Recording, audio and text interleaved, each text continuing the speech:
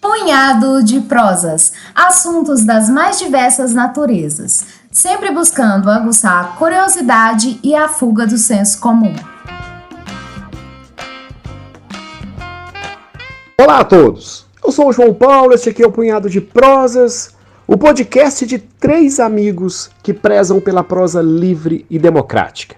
Na coluna de hoje, tratarei sobre os efeitos da mudança climática, efeitos estes que já estão em curso. Atualmente, existem diversos estudos, realizados pelas instituições científicas mais prestigiadas do mundo. E todos eles conduzem para o mesmo ponto. Vivemos sim uma era de mudanças climáticas. Isso significa dizer que os padrões conhecidos do clima estão se alterando e de uma forma sensível. Dentre estas mudanças, nós temos duas muito explícitas e preocupantes. O volume e a distribuição das chuvas são cada vez mais irregulares. As temperaturas também têm variado de forma fora do padrão. Todavia, aqui é importante salientar que na história do planeta Terra, essa não é a primeira mudança climática. Bom, mas essa sim, certamente, é a primeira tão bem estudada, com cruzamento de dados em escala global e, de certa forma, acompanhada, sua evolução acompanhada, dia após dia, de certa maneira, por todos aqueles que têm a sorte de estarem vivos no planeta Terra. A premissa de que vivemos uma mudança climática é praticamente incontestável hoje no mais alto nível da ciência mundial. Todavia, ainda há alguma resistência quanto à determinação das causas que têm levado às mudanças nos padrões. Uma minoria, numericamente pouco expressiva, no meio científico, obviamente, reluta em atribuir estas mudanças climáticas à ação humana.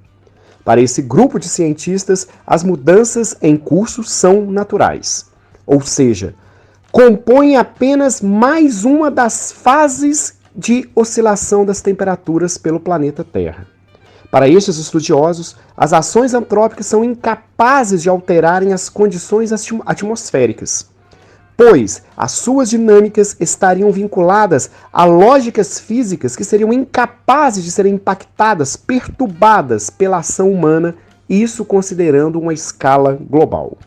Já para os defensores da mudança climática como causa antrópica, a principal evidência seria o aumento da concentração dos gases do efeito estufa na atmosfera.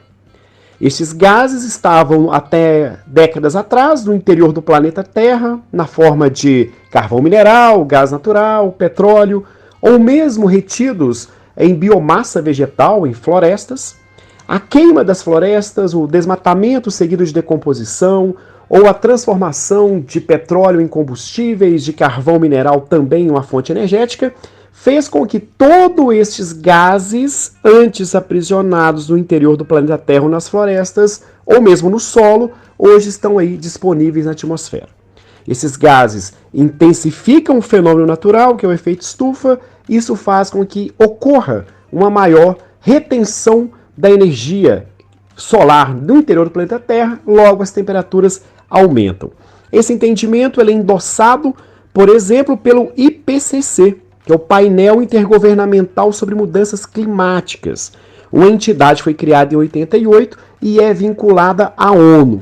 É este órgão que é o principal responsável por conduzir os estudos em escala global e principalmente para criar uma divulgação conjunta de diversos estudos realizados pelas inúmeras instituições científicas que hoje se dedicam ao entendimento das mudanças climáticas e atribui a essas uma causa antrópica. Bom, mas quais são as evidências de mudanças climáticas já visíveis? A primeira delas é que, em diversas regiões do mundo, tem-se observado uma alteração nos padrões das chuvas. Ou seja, aquele volume esperado de precipitação em determinada época do ano não tem ocorrido mais com tanta frequência. Tem chovido mais do esperado em alguns anos ou menos do esperado em outros anos, e essas chuvas, ora, caem antes da hora, ora, atrasam. Isso é muito sensível para algumas atividades humanas muito importantes. A primeira delas, a agricultura. Podemos pensar ainda a geração de energia, principalmente para um país como o Brasil, que é muito dependente das hidrelétricas. Dessa maneira, acaba-se por criar uma instabilidade no preço tanto dos alimentos quanto da energia. Se formos considerar aqui especialmente a questão da produção de alimentos, o efeito negativo é muito alto. Porque vejamos, se a agricultura se torna uma atividade ainda mais imprevisível do que é, será cada vez mais comum agricultores perderem toda a produção de um ano ou obterem uma produção inferior ao custo gasto para produzir.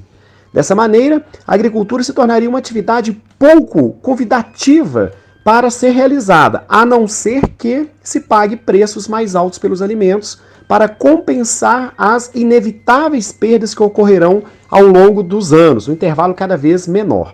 Dessa maneira, alimentos mais caros significa aumento da miséria e da fome no mundo. Se pensarmos na questão da energia, a lógica é bastante parecida. Estamos vendo isso aqui no Brasil agora. As chuvas abaixo da média reduz o volume de água nos reservatórios. Isso implica em menor geração de energia, que pode levar ao racionamento. Racionamento de energia é sempre equivalente à crise econômica. Ou, na melhor das hipóteses, leva a um crescimento da economia menor do que poderia ocorrer caso houvesse abundante oferta de energia no mercado. A inconsistência do volume das chuvas é também causadora de aumento das tensões geopolíticas.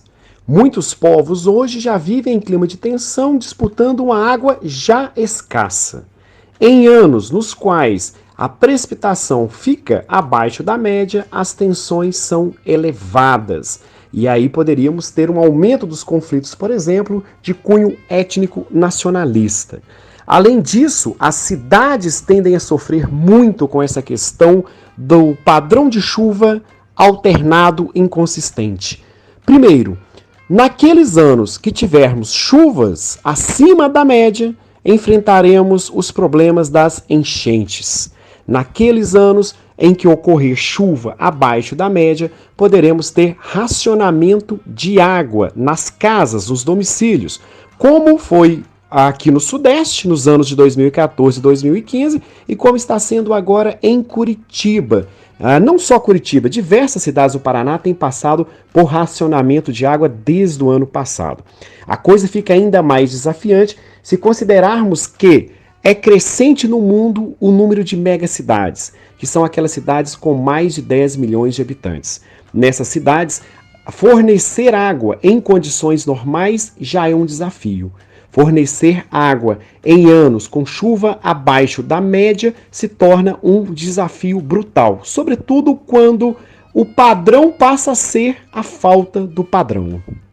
Uma das formas de percebermos que as chuvas cada vez caem fora de um padrão é que se torna cada vez mais comum nos noticiários a seguinte frase: choveu em apenas 2 horas o volume esperado para um mês inteiro. Percebam aí a mudança do clima. O volume esperado para um mês caiu torrencialmente em apenas 2 horas. Não há cidade no mundo capaz de suportar tal volume de água sem graves problemas. Se pensarmos que a urbanização é cada vez mais comum em países pouco estruturados, tanto da América Latina, mas atualmente principalmente da Ásia e da África, não é difícil imaginar o tamanho dos problemas que temos à frente.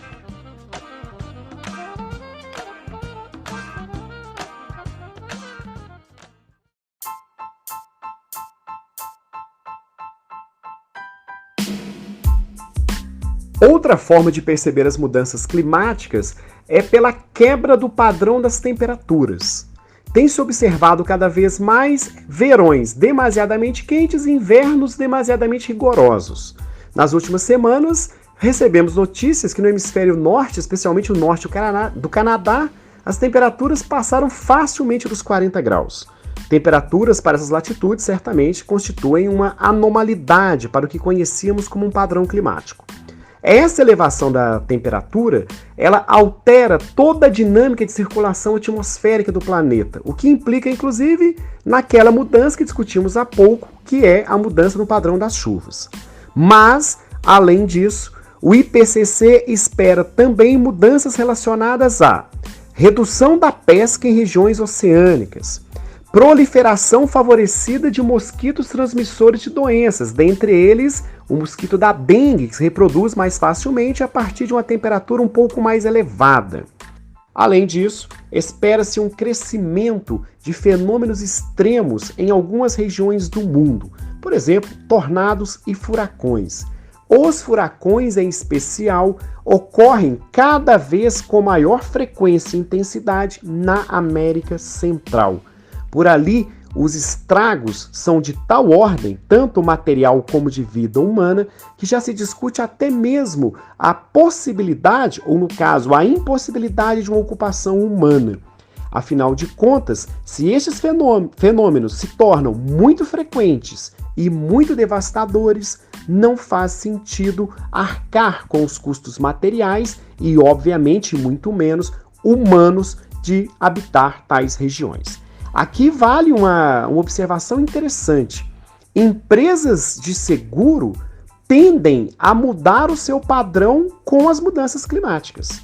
Afinal de contas, algumas regiões, e dentre elas várias localidades na América Central, possivelmente teriam pedidos de seguros recusados. Afinal de contas, não é de interesse econômico de empresas seguradoras arcar com seguros de regiões que têm uma alta vulnerabilidade de ocorrência de fenômenos extremos.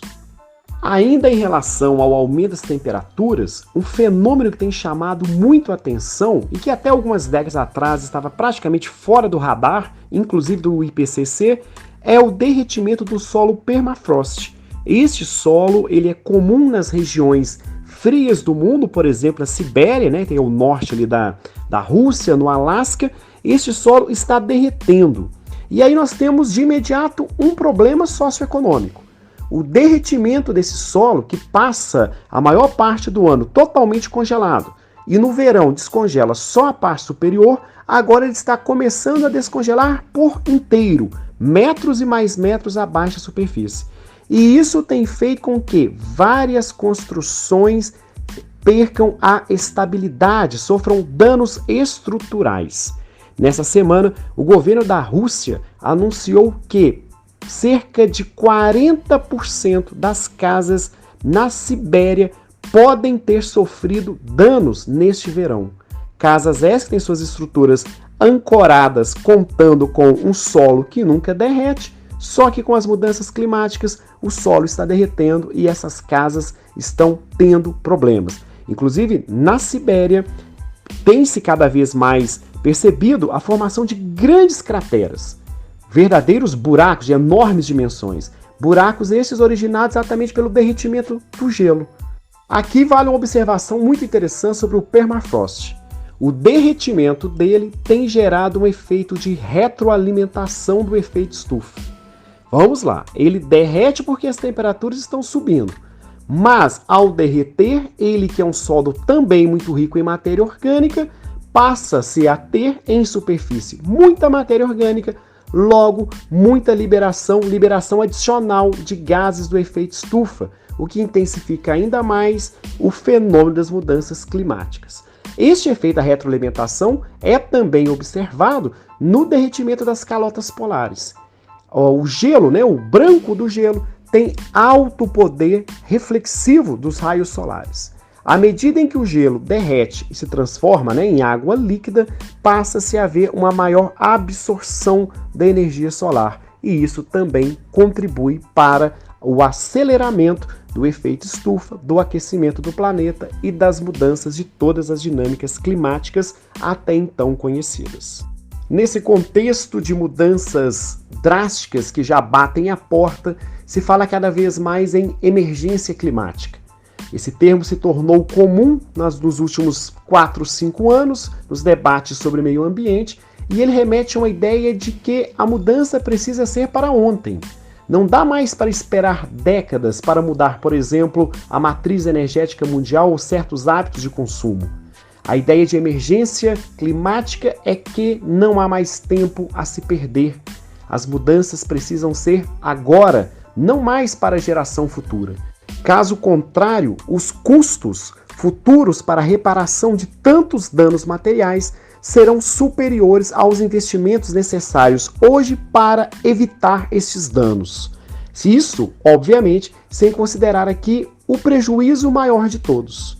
As mudanças climáticas tendem a ser principalmente punitivas com aqueles mais pobres, com aqueles mais vulneráveis, com aqueles que estão próximo da escassez alimentar, próximo à escassez hídrica. Estes certamente pagarão, em um primeiro momento, um preço já muito mais alto do que as gerações futuras pagarão. Mais uma vez, aproveito para lembrar a todos que estamos no YouTube, Instagram e em todos os tocadores de podcast. Abraço fraterno a todos e até a próxima semana, quando Alberto Malta estará por aqui.